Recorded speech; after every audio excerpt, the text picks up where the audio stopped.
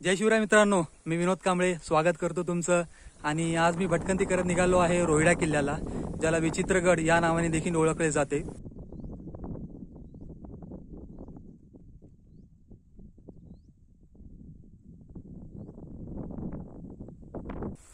तर मी सकाळी 6 वाजता खराडी पुणे येथून निघालो। तो खराडी पुणे ते पायथ्याचे जे गाव आहे रोहिडा किल्ल्यासाठी ते बाजारवाडी, हे जवळपास 70 किलोमीटरचे अंतर आहे। तुम्ही पुणे खराडी येथून 6 वाजता निघाल्यानंतर पहिलं शिवाजीनगर गाठलं, तेथून वीर बाजी पासलकर चौक आणि तेथून मग हायवेने आपण नसरापूर फाटा येथे आलो, जेथून राजगड आणि तोरणाला जाण्यासाठी मार्ग आहे। तेथून थोडंच पुढे हायवेला लागूनच कापूरहोळ हे गाव आहे। तेथून राईट रस्ता जो कापूरहोळ भोर मार्ग आहे त्या मार्गाने मी पुढे बाजारवाडी गावाला येण्यासाठी निघालो। तर त्या मार्गामध्ये पुढे आपल्याला काही किलोमीटर अंतरावरच नेकलेस पॉइंट आहे, तेथे आपण नक्की थोडा वेळ घालवा। मी देखील थोडा वेळ तिथे थांबलो होतो। खूप छान दृश्य मला तिथून दिसले।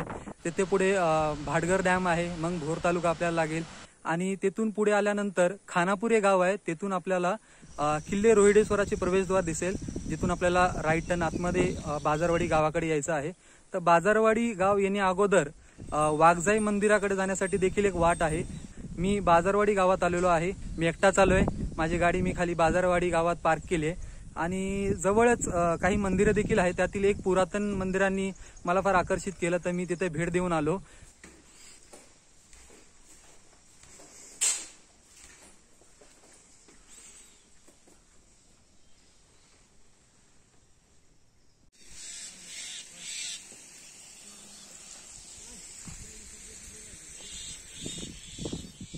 आताच आपला ट्रेक सुरू झालेला आहे आणि किल्ला एकदम समोरच दिसतोय, पूर्ण धुक्यामध्ये आहे तो सध्या तरी।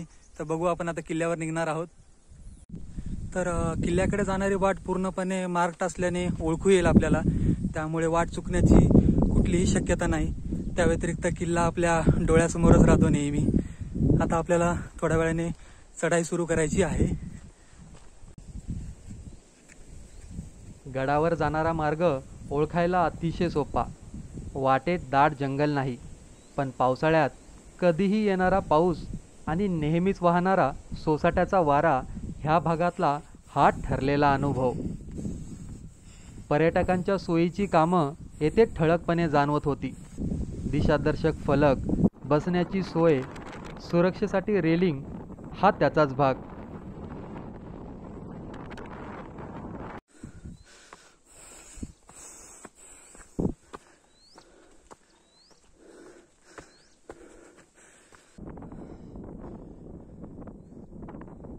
मध्येच थांबून आजूबाजूच्या निसर्ग सौंदर्याकडे नजर फिरवावीशी वाटत होती। दृश्य इतकं मनमोहक होतच।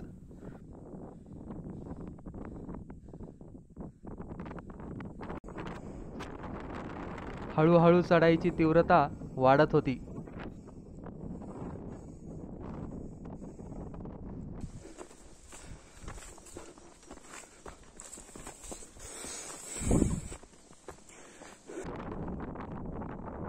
धुकं विरळ होत गेलं आणि गडाची तटबंदी बुरुज नजरेस पडू लागले।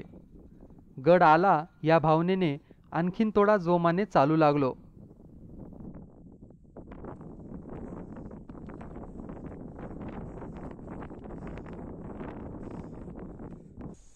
तर जवळपास पाऊण तास झालाय मी ट्रेक करतोय।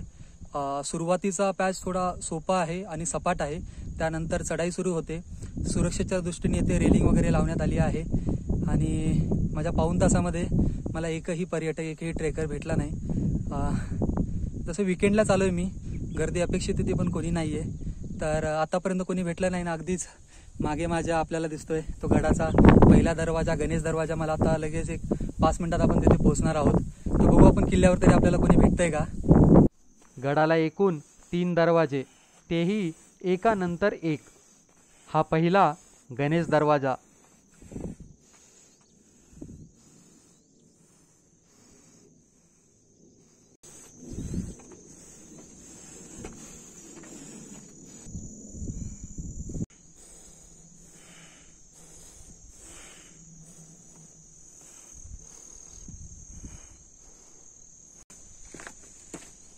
येथून काही दगडी पायऱ्या चालून गेल्यावर दुसरा दरवाजा भेटतो।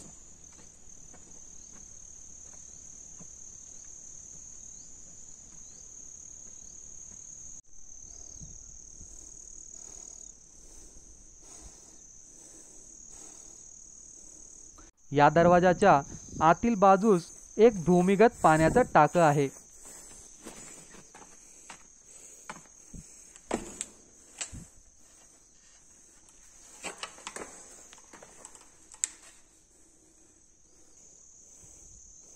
जवळील बुरुज पाहून तिसऱ्या दरवाजापाशी पोहोचलो. इतक्यात गडावर पुन्हा धुकं पसरलं.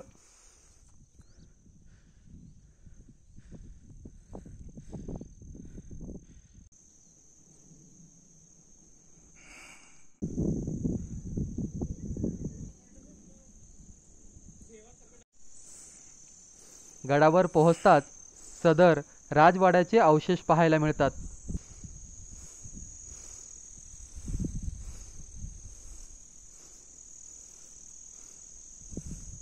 भैरवनाथाच्या दर्शनाने गड भटकंती सुरू करण्याचा विचार.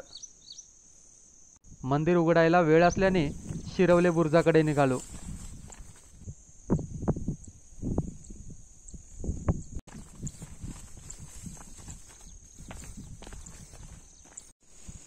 किल्ल्यावर अनेक बुरुज आहेत, तेही सुस्थितीत व त्यांना विशेष नावे देखील.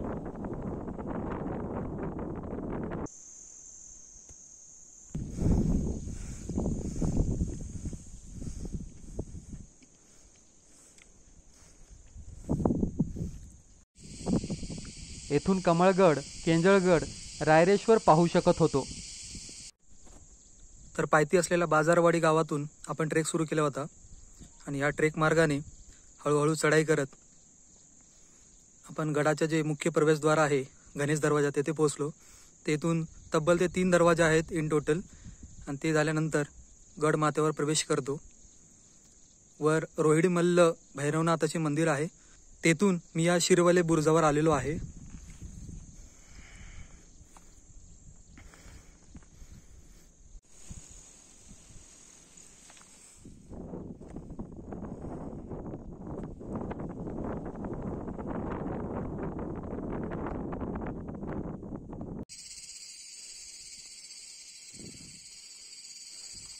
कडेकडेनेच निघालो. झाडी भरपूर वाढलेली, काही ठिकाणी तर माझ्या उंची एवढी देखील.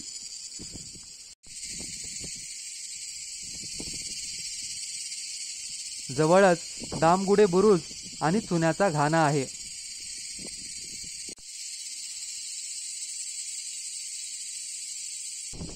पुढे निघालो.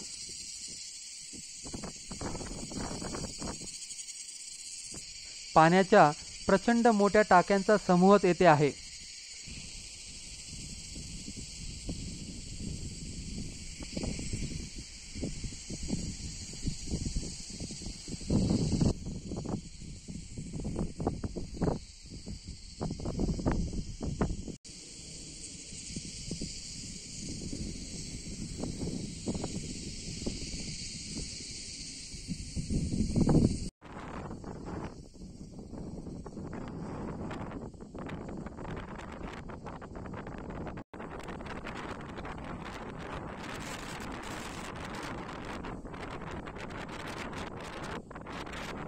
हा आहे पाटणे बुरुज. समोरील डोंगराजवळील वाघजाई मंदिर आता स्पष्ट दिसत होते.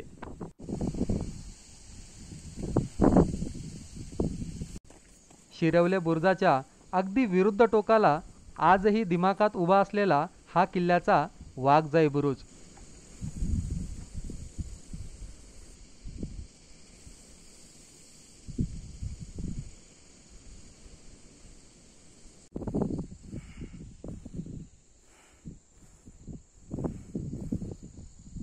या बुरुजापासून वाघजाई मंदिराकडे वाट आहे असे वाटले, म्हणून मार्ग शोधत बुरुजाच्या खालील बाजूस उतरलो.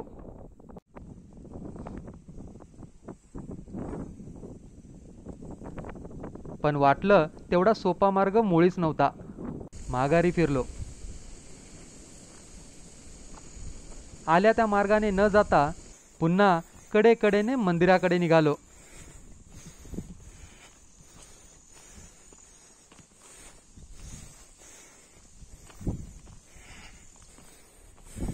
जवळच एक पाण्याची टाकी व त्याच्या थोडं पुढं चोर दरवाजा आहे.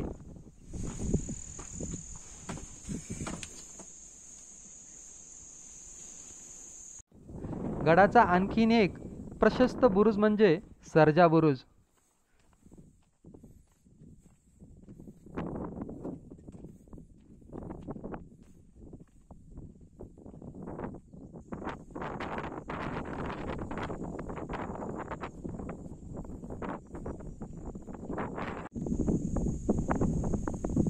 तिसऱ्या दरवाजाजवळील एक शेवटचा बुरुज पाहून पुन्हा मंदिराकडे पोहोचलो.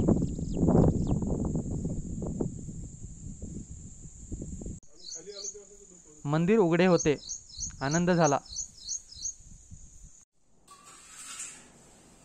दर्शन घेऊन मध्यभागाकडे निघालो. 2 प्रचंड मोठी तळी मला पाहायला मिळाली.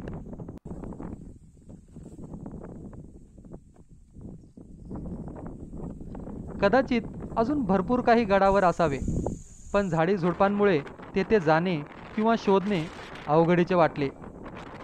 पुन्हा एक भेट लागणारच. तर सकाळी जेव्हा मी आलो तेव्हा मंदिर बंद होते.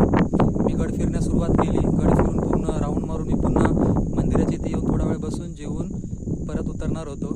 पण परत आलो तेव्हा मंदिर खुले होते. तर एका सामाजिक संस्थेमार्फे गावातलीच एक व्यक्ती मंदिराच्या देखभालीची वगैरे काळजी घेते आणि तेच मंदिर बंद आणि उघडतात. तर मंदिर त्यांनी उघडले आणि मला भैरवनाथ, श्री गणेश आणि जोगेश्वरी माता यांची मूर्ती आहे त्यांचं दर्शन घेता आलं. आता छान पिठलं भाकर मी खाल्लंय आणि आता परतीच्या प्रवासाला गड उतरण्यास मी सुरुवात करत आहे.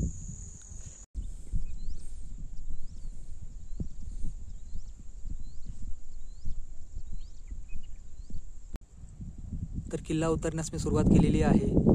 एक किस्सा आहे जो मला शेअर करावा असं वाटतं आपल्या सर्वांसोबत.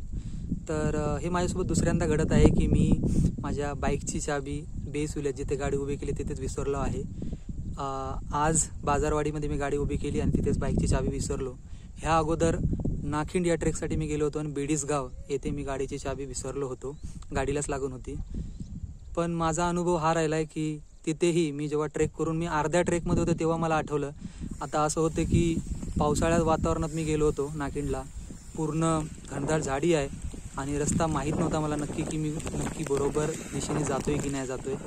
आणि आम्ही तो ट्रेक केला. मनामध्ये थोडी खतखत होती, पण जेव्हा गावी पोहोचलो पुन्हा तेव्हा बाईकला चाबी तशीच होती. आज मी बाजारवाडीमधून निघालो. बाईकची चाबी सेम अर्ध्या रस्त्यात आल्यावर मला कळलं की मी बाईकची चाबी गाडीलाच लागलेली आहे. मी एक नंबर घेतला होता जिथे बाईक पार्क केली होती. तर त्यांनी मला एक रिसिप्ट दिली होती, त्यावर नंबर होता. मी त्यांना फोन केला. त्यांनी ताबडतोब त्यांच्या घरातून ते माझ्या बाईकजवळ आले, बाईकची चाबी कलेक्ट केली आणि मला आता फोन केला थोड्या वेळा अगोदर की तुम्ही या, तुमची चाबी ते सुखरूप आहे आणि तुम्ही इथून कलेक्ट करून सावकाश आलात तरी काही प्रॉब्लेम नाही. तर माझा जन्म आणि वाढ म्हणजे गेले 27-28 वर्ष मी मुंबईतच आहे आणि अर्ध्यापेक्षा जास्त मी म्हणजे जवळपास पूर्ण मुंबई CCTV कॅमेऱ्यामध्ये आहे. तरी चोरीमारीचे प्रकार इतक्या प्रमाणात आहेत की म्हणजे दुसऱ्या दिवशी असे प्रकार माझ्या एरियामध्ये देखील मी ऐकतो की म्हणजे क्षुल्लक पेट्रोल चोरी इतके प्रकार देखील मी ऐकतो. आणि इथे ही शहरांच्या गर्दींपासून वेगळी असलेली ही लोक रानावनात डोंगरपाड्यात राहणारे, ह्यांना हे चोरीमारीचे प्रकार आणि ह्या सर्व गोष्टी माहीतच नसाव्या असं मला वाटतं. आणि किती प्रामाणिक आणि किती खुल्या मनाची स्वच्छ मनाची ही लोकं आहेत. तर ह्या सह्याद्री भटकंती किंवा या इथे भटकंती करताना ह्या डोंगरवनाप्रमाणेच माणसं देखील मला फार छान मिळाली, जोडता आली. तर काही मिनिटापूर्वी झालेला योगायोग आपल्यासोबत शेअर करतोय मी. तर काल रात्री मी जेव्हा रोहिडा किल्ल्याचा प्लॅन करत होतो की माहिती घेत होतो, यूट्यूबचे व्हिडिओज बघत होतो, वेबसाईट चेक करत होतो. तर यूट्यूबवर गेल्यानंतर मी पहिला व्हिडिओ पाहिला JB ब्लॉग्सचा, म्हणजे बालाजी जामखेडे दादा यांचा, आणि पूर्ण माहिती घेतली. छान व्हिडिओ होता तो पाहिला मी. नंतर अजून काही 2-3 व्हिडिओज पाहिले आणि प्लॅन करून मी रोहिडा किल्ला इथे आलो. ट्रेक करून आता खाली उतरताना मला एक व्यक्ती ब्लॉगिंग करताना दिसत होतं. ते बालाजी जामखेडे हेच होते आणि त्यांच्याकडून बरंच इन्स्पायर होतो. तर बोलून फार बरं वाटलं. तर मी पुन्हा बाजारवाडी या गावात आलेलो आहे आणि गावात आल्या मी माझ्या बाईकच्या चाव्या कलेक्ट केल्या. बाईक सुखरूप आहे, काहीही झालेले नाही आहे. तर त्यानंतर मी हनुमानाचे जे मंदिर आहे तिथे गेलो. मंदिर सध्या बंद होते, पण मी बाहेरून दर्शन घेऊन आता परतीच्या प्रवासाला सुरुवात करतोय. पुन्हा भेटूया एका नवीन भटकंती ब्लॉगसोबत. जय शिवराय.